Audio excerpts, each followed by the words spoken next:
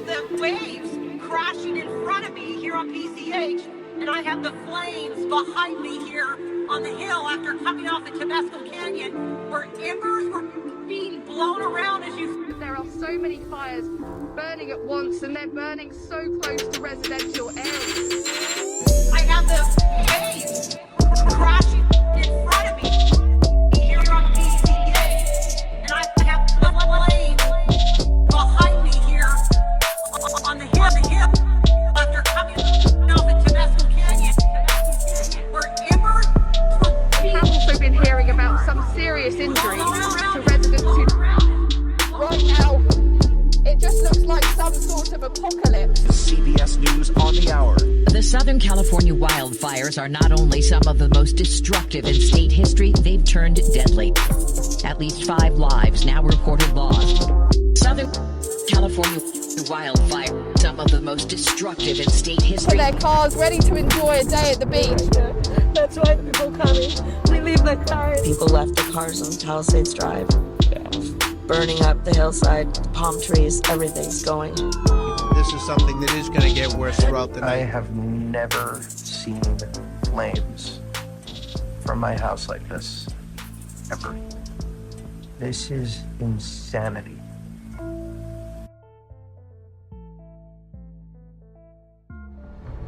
All 29 fire departments in our county are not prepared for this type of widespread disaster. The Pacific Palisades Fire started on January 4th, 2025, burning through rugged terrain in this coastal area. This wildfire quickly drew attention due to its proximity to residential neighborhoods.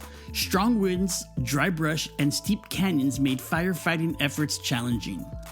Mandatory evacuations were issued for nearby homes, and residents faced tense hours as firefighters worked tirelessly to protect properties. Helicopters and ground crews coordinated to slow the fire's spread.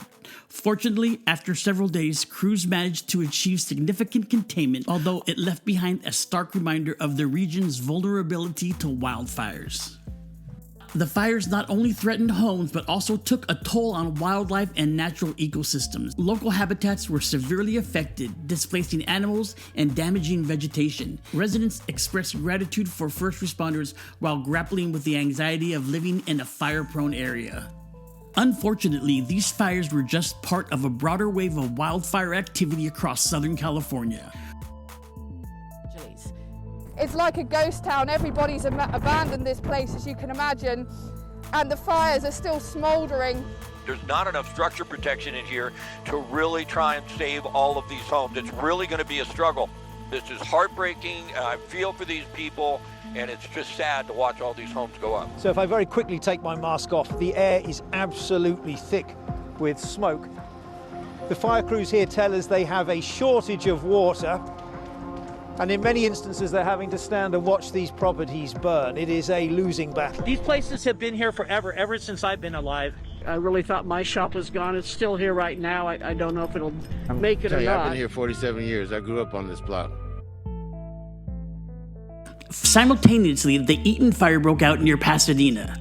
This fire was smaller in scale but still caused considerable concern due to its proximity to heavily populated areas. The fire ignited near Eaton Canyon, a popular hiking destination which complicated containment efforts due to the rugged landscape. Local authorities issued air quality warnings as smoke blanketed surrounding communities. Crews acted quickly, leveraging aerial water drops and fire breaks to prevent the fire from spreading to nearby homes. Beyond the immediate danger, these fires have left lasting scars on both the landscape and the community. Families displaced by evacuations now facing the daunting task of recovery. Relief efforts are underway, with local shelters providing food, water, and support. Experts warn that the fire seasons in California are becoming longer and more intense, highlighting the urgent need for climate action and resilient infrastructure. The fires in Pacific Palisades, Eaton Canyon, and beyond serve as a stark reminder of the challenges posed by our changing environment. But through resilience, community support, and innovation, we can work toward a safer future. They just don't have enough people to deal with this developing situation, and some of those fires So many homes over here still growing in size. have been destroyed, and that fire continues to burn all around us. We're hearing the sound of explosions.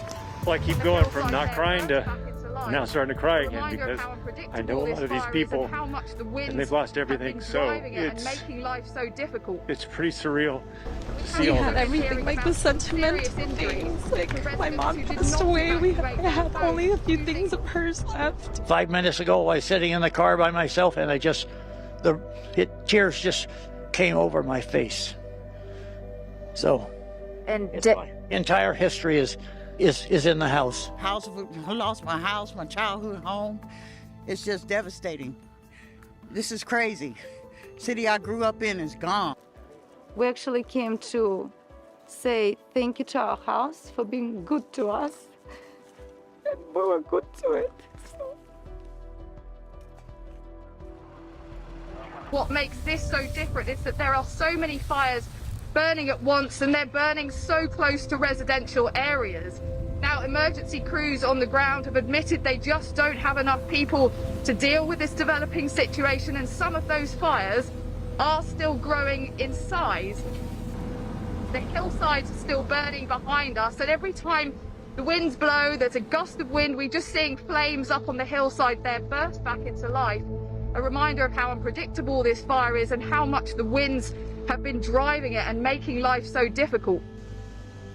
We have also been hearing about some serious injuries to residents who did not evacuate their homes, choosing to stay behind for various reasons to try and protect their homes, or simply leaving it too late. So emergency services are continuing to warn people to take evacuation orders very seriously, because this is a day like Los Angeles has not seen before, and it's not even close to being over yet.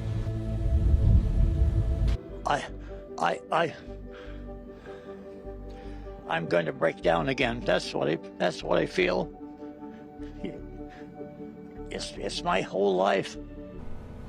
Watching the fires develop, sitting kind of awestruck, seeing this kind of vision of apocalypse in one of the greatest cities on earth burning. It was a cataclysmic fire that California has. It will have to look into various ways to manage the potential and the ways they tackle the fires in the future, especially as it's becoming a growing threat on every month of the year and over wider areas.